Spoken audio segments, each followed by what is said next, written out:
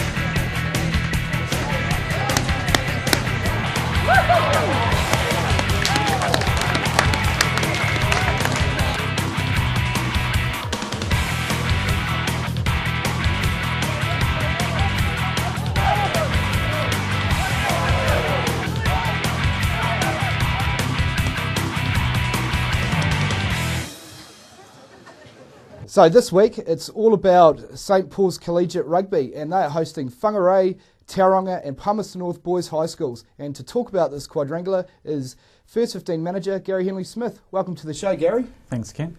Talk to me about this quadrangular, mate. What's it all about? It started in 1985, and at that time King's College, Rathkeale and St Kentigins were in the quad.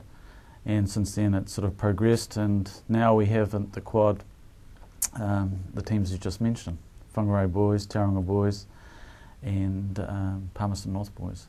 And when is it? It's this weekend, isn't it? Yes, it starts tomorrow. The first game's at 11:30 at St Paul's Collegiate, and the first game's Tauranga Boys versus Whangarei Boys. St Paul's plays Palmerston North Boys at 1 o'clock.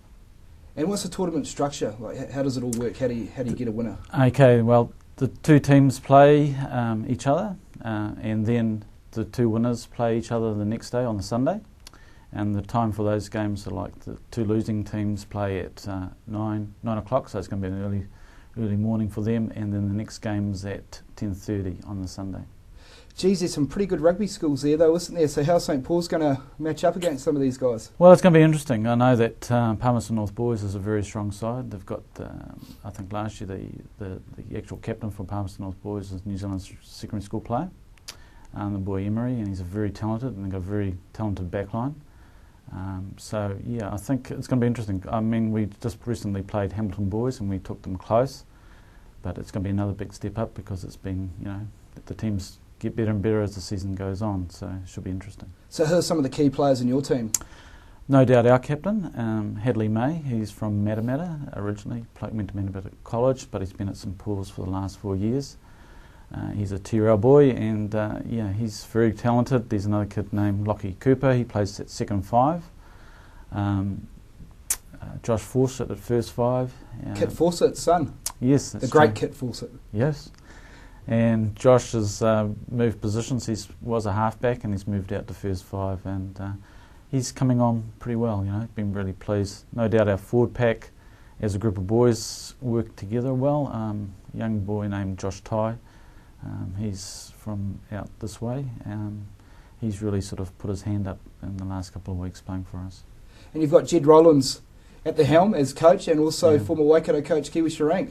Yeah, we're very fortunate. I think Jed joined the staff last year as our assistant headmaster, and then he sort of took over from the coaches, and his close association with Kiwi goes back with coaching the Silver Ferns when they won the World Cup. So he rang him up and see if what he was doing, and he was free, and we've been quite fortunate. I think that the boys have really developed and grown since both of them have been at school.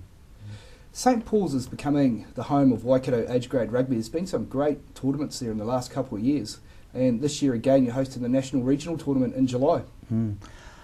Yeah, I think we're quite lucky. I think we've got the facilities that can handle the teams. The teams can come and stay in the boarding houses, and now with the grandstand, we've just got a new grandstand, which went up beginning of this year, and I think that's another great thing that we've got there. I think having the all-weather hockey turf is also a big plus, and obviously with our new gymnasium, now we've got a heated swimming pool. All those sorts of things have really made it a good place to come and stay, and a lot of teams think it is a good place to stay at. Geez, you've been at St Paul's for a few years now and involved with that rugby program. Who has been the best rugby player that you've seen come through St Paul's since you've been there? Ooh. Tough question. It is a big question, especially when they play in different positions. Players like Toby Lynn would be probably one player that has been special to St Paul's. Has he given you $20 to say that? No, I wish he would, but no, but he has been quite special. Vern Camo, recently in the Chiefs, and he's been injured. Probably two very special players that we've had through the school, both been captains and been pretty unique players in this time. Yeah. Hey, thanks very much for coming on the show, Gary. Good luck for this weekend, and I'm going to be there both of those days and really looking forward to it. Matter. Katrina will be back with you after the break.